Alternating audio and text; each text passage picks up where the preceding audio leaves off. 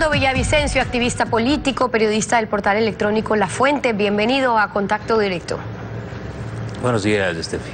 Vamos a empezar revisando qué ha pasado con algunos de los casos denunciados, pero rezagados, importantes de corrupción que usted también ha denunciado. En una buena parte, más allá de identificar responsables, no hay mayores avances judiciales. Empecemos con Petrochina. Usted le entregó a la Fiscalía fojas con información sobre la ruta del dinero en la intermediación del petróleo, pero no se ha encontrado un delito en esas operaciones.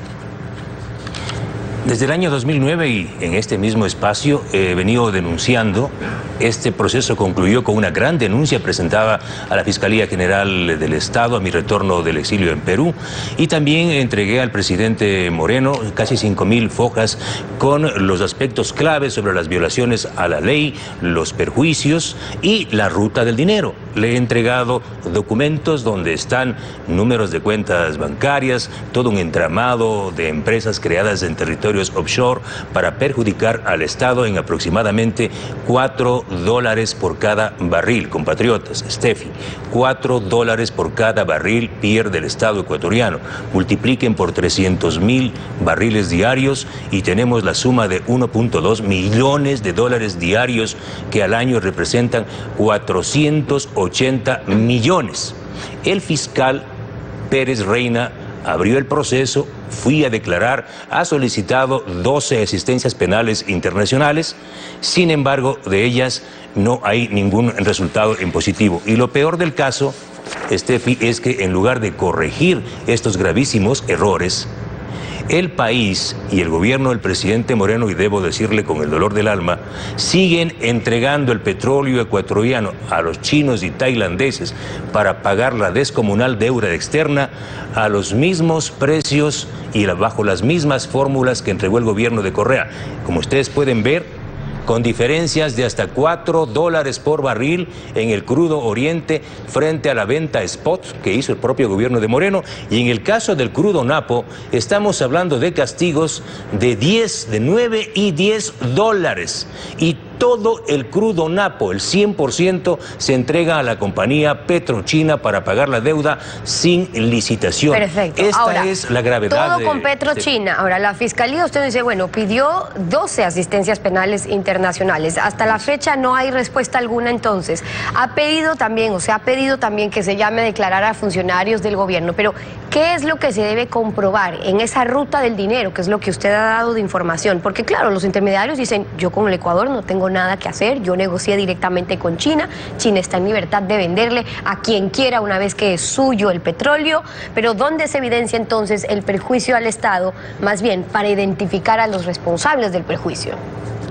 Ese punto que usted dice no es tan preciso, porque una alianza estratégica obliga a las compañías, en este caso Petrochina, Unipec y Petrotailandia, a llevar el crudo a sus refinerías. Eso es lo que establecen informes de Contraloría. Se violó la normativa ecuatoriana al haber desviado el petróleo que debía ir a las refinerías de China, y fue desviado la intermediación. Y estas empresas privadas que aparecen vinculadas a poderosos ciudadanos ecuatorianos aupados por el gobierno de Correa y ahora por el gobierno de Moreno, son los que se llevan estos $4 por cada barril a sus cuentas en Estados Unidos y en paraísos fiscales.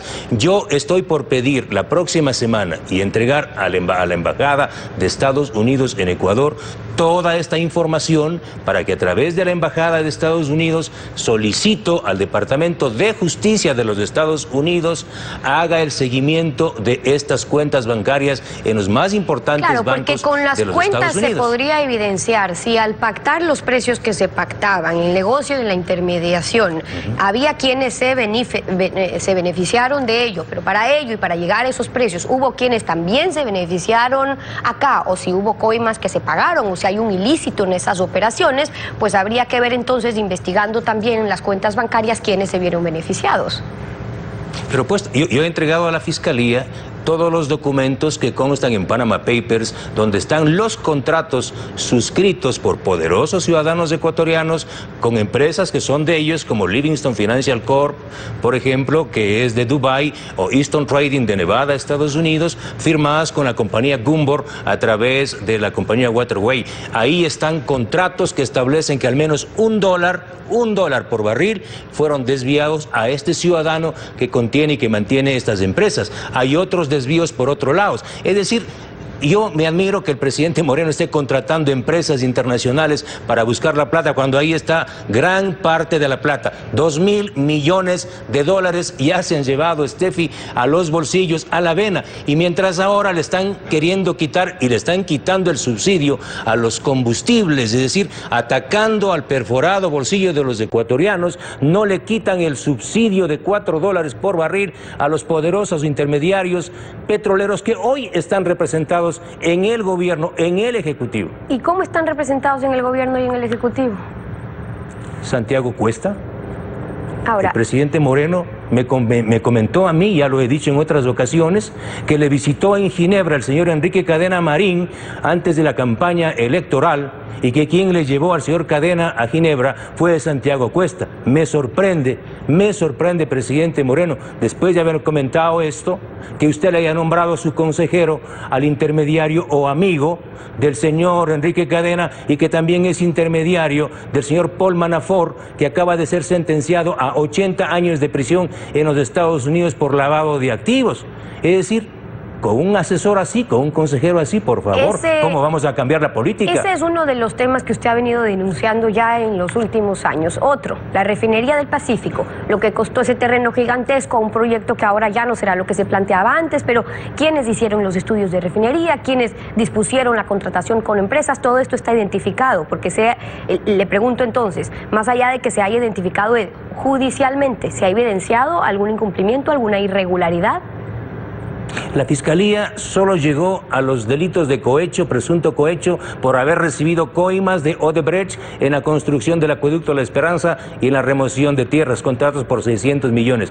Pero nunca investigaron, y yo entregué, y debo decirlo aquí públicamente, decenas de documentos, las actas de los directorios de la refinería del Pacífico, donde se evidencia que el directorio presidido por Jorge Glass, Wilson Pastor y ciudadanos venezolanos adjudicaron estas obras a Odebrecht violando la normativa y las recomendaciones internas. ¿Qué decía eso, Steffi?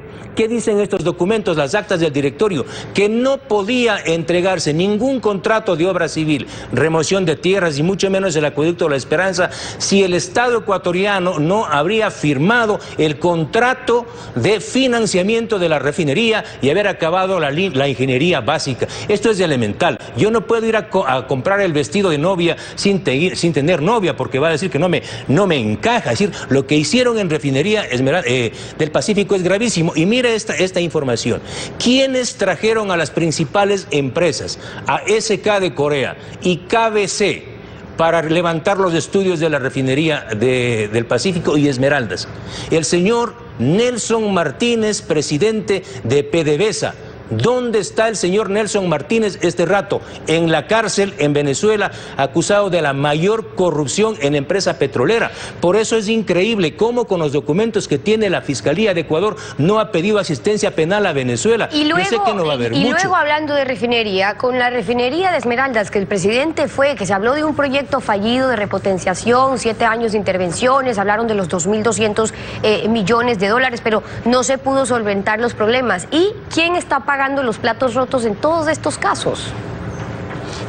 Las sardinas, los mandos medios, Alex Bravo, a quien yo mismo denuncié, Carlos Pareja, pero vea, este documento exclusivo, yo le pido al nuevo gerente de Petroecuador, solo con este documento se podría iniciar una acción penal contra Jorge Glass y todos los impulsores del proyecto fallido de repotenciación de la refinería Esmeraldas. Mire, este ficha es un documento en inglés de UOP, la licenciante refinería Esmeraldas. Ellos dicen en agosto del 2015 que no se debe arrancar la refinería, la unidad FSC, porque existen gravísimas fallas en el refractario del regenerador y del reactor. Firmado, y le entregan a Worley Parsons, la fiscalizadora, con las fotografías de que no está bien el refractario necesario. ¿Y qué hace Jorge Glass 3 meses después?